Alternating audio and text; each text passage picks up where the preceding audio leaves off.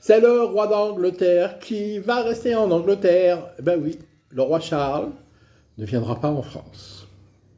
Le roi Charles, il n'ira pas à Paris, il n'ira pas à Bordeaux, il n'ira pas manger au Palais des Glaces à Versailles.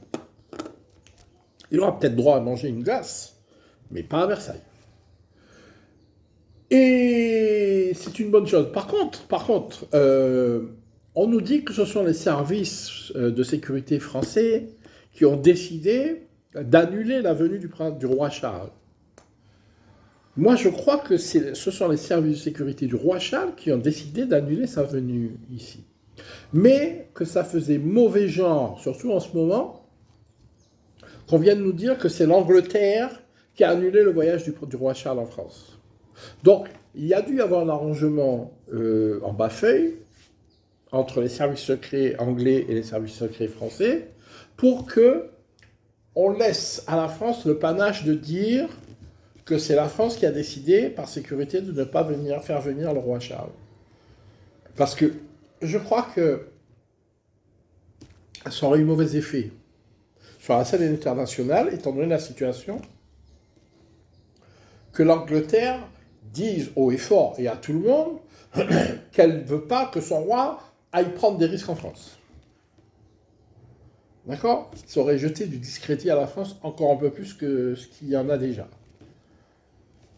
Et ça aurait encore plus discrédité l'action du président de la République à l'étranger, qui est déjà sur la sellette.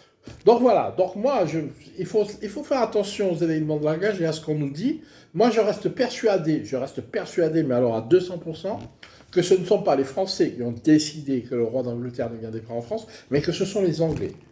Mais que par convenance, histoire de, conserver à la France quelques panaches, on lui a donné l'autorisation de se prévaloir de cette décision, afin qu'elle puisse conserver peu de crédit à l'international. Donc voilà, donc ne vous laissez pas berner.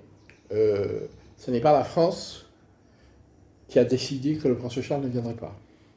Ce sont les Anglais qui ont décidé de ne pas faire venir le roi Charles, pardon, pas le prince, le roi Charles, et ils ont passé le mot aux Français qui ont fait l'annonce, eux, comme si la décision venait d'eux. Mais la décision ne vient pas des Français. La décision vient de l'Angleterre. Parce que le roi Charles reste le roi Charles. Et vous imaginez bien que si lui, il a décidé de venir en France, il peut très bien dire, moi, je m'en fous de ton bordel, je m'en fous de ta galère, je m'en fous de tes trucs sociaux, je viens en France parce que j'ai un calendrier à en tenir, et je viens en France maintenant, sinon je ne viens pas. Le roi Charles est en capacité de dire ça. Donc tu t'arranges comme tu veux, tu me fais un circuit, je viens en France, c'est tout.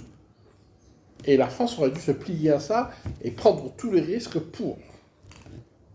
Mais les Anglais n'ont pas voulu que leur roi prenne... peut-être que s'il avait eu 20 ans de moins, 30 ans de moins, peut-être que la chose aurait été différente. Mais là, bon, c'est un vieux papy de 73 ans, la réforme des retraites, tout ça, ça passe mal. Dans le contexte, tu vois, ça fait pas bien, quoi. Donc, voilà, moi je pense que c'est la vraie vérité, c'est que ce ne sont pas les Français qui ont pris la décision de ne pas faire venir le roi Charles, mais que ce sont les Anglais. Et que par convenance, on a voulu conserver un panache à la France en laissant la France officiellement avoir la main mise sur la décision. Salut, bonne journée.